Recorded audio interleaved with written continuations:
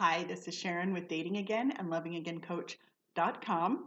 Today I'm going to talk about red flags. So if you're new to dating again, I do not want to scare you and make you think that everybody out there is going to behave badly because they are not. This is just putting things in your brain so hopefully you can retrieve it later if something bad does turn up. Hopefully this will help keep you safe and hopefully this will help keep you from being hurt. So let's get started. I'm actually using visual aids from a class I did called Red Flags and Stop Signs. You'll see why. First red flag, general or obvious red flags. Why do I want to talk about these? Because you marry who you date. So general or obvious red flags are going to be obvious, right? Lying, cheating, maybe no plans for the future. You can recognize these as red flags, not motivated. If they're not motivated while you're dating, most likely they're not going to be motivated while you're married. So something to keep in mind. And something else I want to put into this category is if you find yourself always complaining. If you are always complaining, it is a red flag. There is something wrong with the relationship. And maybe it's just time to cut it loose and find somebody who's a better fit. So keep that in mind. Okay. I am going to talk about negotiable and non-negotiable red flags. Negotiable red flags, which sounds funny, but this is what a negotiable red flag is. If somebody is behaving badly, if you find bad behavior and it is not in a pattern, they're not repeating, but it does come up, and you talk to that person and you say, listen, this behavior keeps coming up and it's really not acceptable. And they say something like, yeah, you're right. I've been working on that, or I'm trying hard, or maybe you can help me with that. That is a negotiable red flag. So keep that in mind as well. Non-negotiable red flags are what I'm going to talk about next. I'm going to talk about some serious red flags. Notice it is on a stop sign. Okay, someone who would try to control you. There are people out there who just want to control everything. This is a red flag.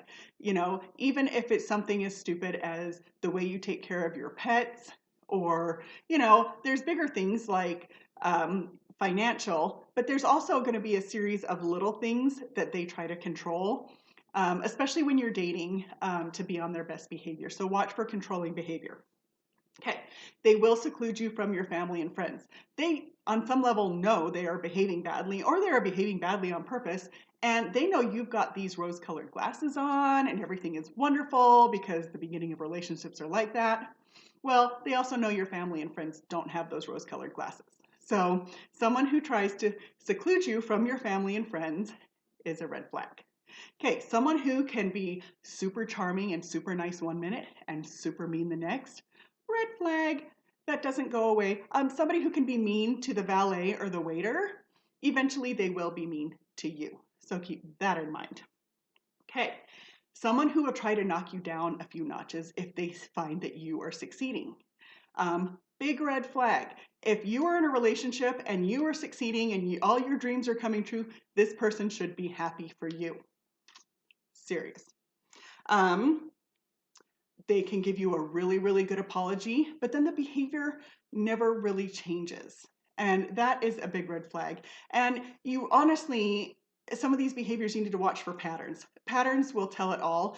And a lot of these things are narcissistic or sociopathic behaviors, and they can't behave probably more than 8 or 9 months, which is why I tell people to take a lot of time in relationships, because some of these people can really behave really well, and people will say, I couldn't find anything wrong with them until this point. So that's a good thing to keep in mind, 8 or 9 months, just to make sure that everybody's good behavior stays good behavior. Okay, next I want to talk about scammers. So every time I do a class, people will come up to me after and always tell me they had no idea that there were scammers out there. It's like nobody watches the Dr. Phil show. Okay, scammers are usually people in Nigeria and they pose as somebody fake. They could be male, they could be female, and they're end goal is to get money from you. They might pose as somebody super rich, but their money is tied up. Things like that. They'll try to come see you and don't have enough money, or they'll get caught at customs and need $2,000 that you have to wire to them immediately. So any story that just doesn't add up, that sounds weird, is most likely a scammer. They will hop online, they will give you a ton of compliments. Some of them legit and some of them not. You know who you are. If you're getting a compliment that has nothing to do with you, then that's most likely a scammer. So they might tell you they love you too soon. Somebody who brings up money before you've even met in person is most likely a scammer. And if someone sends you money, if you agree to this, it's bad. If somebody sends you money and has you transfer that money to another account, that is money laundering, and that's literally a felony. So watch out for the scammers. I don't want to scare anybody. They are mostly online. There are people who will meet you in person at a party, at a bar, something like that, that will end up taking your money, but they're far more subtle about it. So be careful. I always tell people, just keep money out of dating altogether. Just don't even go there. If you're in a relationship with somebody and it's progressing, sure, you can talk about income, but you just keep money out. You don't lend them $20 for dinner. You don't do anything like that while you are in a dating situation. Okay, really quick, I want to talk about physical abuse. You, again, marry who you date. And if somebody is being physically abusive to you, that is a huge red flag, and that will carry into your marriage. And it doesn't matter how much they say they love you. It doesn't matter how much they say they change. If they're abusive during a dating situation, they will abuse you during a marriage. Also, on that note, I have a really good friend who just started a podcast with her sister called Life Above the Fold, and it's all about domestic abuse. So check it out. Okay. Here's our yield sign. This is what I was talking about with negotiable red flags. Someone who is showing you low investment. Okay, this person will not text you back for hours or even days. This is a person who will hang out with their friends or their family on the weekend and maybe not you. Or this is a person who will kind of just squeeze you into their social life, kind of short notice even. Hey, can you hang out now? This is not a person who doesn't like you. This is a person who just isn't invested. So what do you do with the low investment person?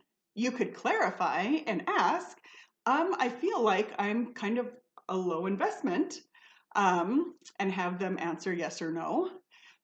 Or you can put the same amount of investment into your relationship with them.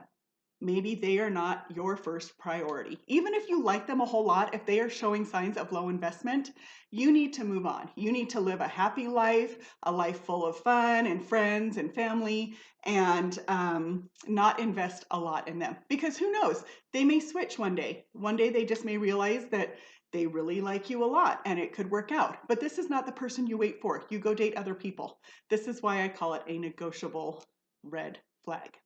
So hopefully that's all really good information for all of you. Of course, you can find me on Dating Again on Facebook and Dating.Again on Instagram.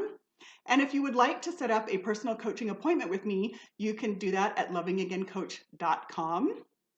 And I'll, of course, subscribe to my channel and like this video if you like it. And I will see you soon.